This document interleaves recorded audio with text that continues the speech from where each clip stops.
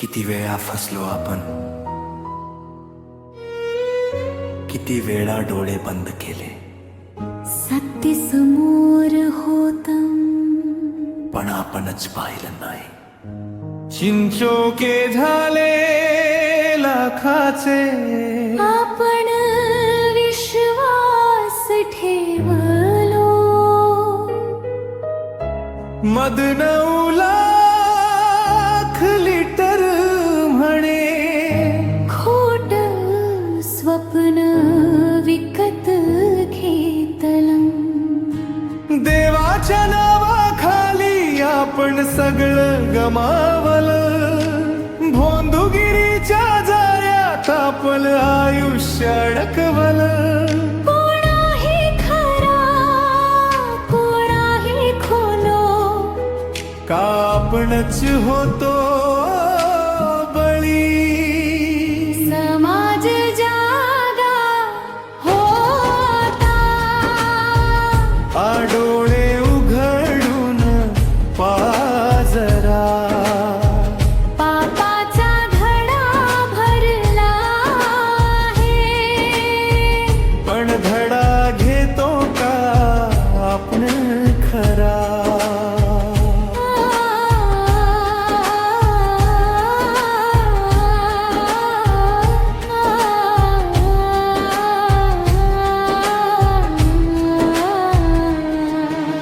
बाईवर झाले अत्याचार, मन आतून तुटत होतं.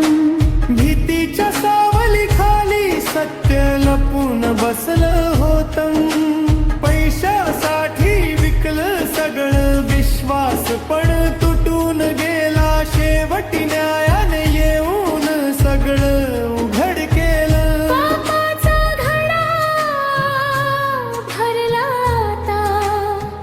तो जेल मध्ये जाऊन बसला. पण मनात एकच प्रश्न उरला.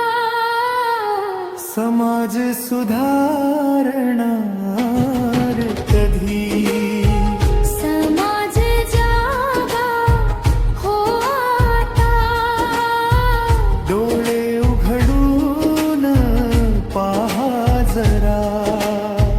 पापाचा घडा भरला आहे. पण धडा घेतो का आपण चिंचोके विकून लोकांना वेड्यात काढलेलं आहे.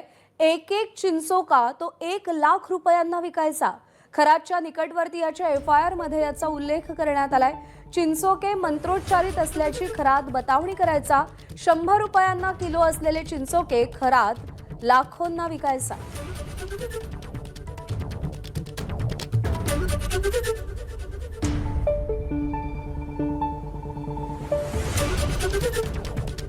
श्रद्धा आणि अंधश्रद्धा यातली सीमा धूसर झाली की काय होतं याचा प्रत्यय नाशिकमध्ये आलेला आहे. एकेका चिंचोक्यासाठी लोकांनी लाख रुपये मोजलेले. मुकुल कुलकर्णी आपले प्रतिनिधी आपल्याला अधिक अपडेट देतील. मुकुल, अशोक खरात लोकांना कसं फसवायचा, कसं वेडं बनवायचा याच्या आता नवीन गोष्टी समोर यायला लागलेल्या आहेत. एक चिंचोका 1,00,000 रुपयांना लोकांनी विकत घेतलाय. आणखी काय काय कळलंय?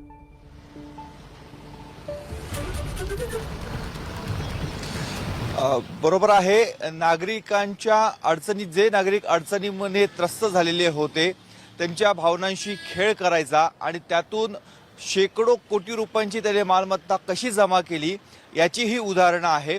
केवळ त्यांना तंत्रमंत्राच्या माध्यमातून तो वेड्यात काढत नव्हता, तर तो त्यांना वेगवेगळ्या पद्धतीची भीती देखील दाखवायचा. तुम्हाला अमुक एक कारणामुळे तुम्ही त्रस्त आहात, तुम्हाला जर यातनं मुक्ती पाहिजे असेल तर तुम्ही असं असं करायला पाहिजे हे सांगायचा. जे त्याचे कार्यालय आहे नाशिकच्या कॅनडा कॉर्नर परिसरातलं, तिथे आल्यानंतर क्लायंटला तो मंत्र जप वगैरे सांगायचा, ते पुटपुटायचा आणि त्या माध्यमातून त्यांची तिथे फसवणूक करायचा. आणि यापासून अधिक जर तुम्हाला इलाज पाहिजे असेल तर तुम्ही माझ्या मिरगावमधील ईशानेश्वर मंदिरामध्ये या, तिथे तुम्हाला पूजा करावी लागेल, एक विधी करावा लागेल असं तो सांगायचा. त्यावेळेस त्या आधीच त्याच्या कर्मचाऱ्यांना तो नकली साप, मग तो कापडी असेल रबरी असेल असा साप आणि वाघ आणून ठेवायला सांगायचा. तिथे जाऊन तो पूजा विधी करायचा. तो साप जणू रिमोट कंट्रोलच्या माध्यमातून किंवा इतर मार्गाने तो त्याची हालचाल करायचा. आणि मी कशा पद्धतीने एवढ्या जबरदस्त नागाला, जो 10-15 फुटाचा आहे, 20 फुटाचा आहे, अशा नागाला मी कशा पद्धतीने वशीकरण करू शकतो, मी माझ्यामध्ये किती दैवी शक्ती आहे, हे भासवण्याचा तो प्रयत्न करायचा. आणि त्यामुळे इतर लोकांचा जे आधीच त्रस्त होते, त्याच्यावर श्रद्धा ठेवून आलेले होते, त्यांचा त्याच्यावर विश्वास बसायचा. अरे हा बाबा एवढा जबरदस्त सापाला जर तो कंट्रोल करतो तर आपले दुःख तो हरण करू शकतो, ही भावना त्यांच्यामध्ये निर्माण व्हायची आणि त्या माध्यमातून तो फसवायचा. त्याचबरोबर तुम्हाला काही खड्यांची आवश्यकता आहे, ते खडे जर तुम्ही घातले तर तुमचे अनेक विघ्न टळतील, तुम्हाला तुमची मनोकामना पूर्ण होईल, हे भासवायचा. आणि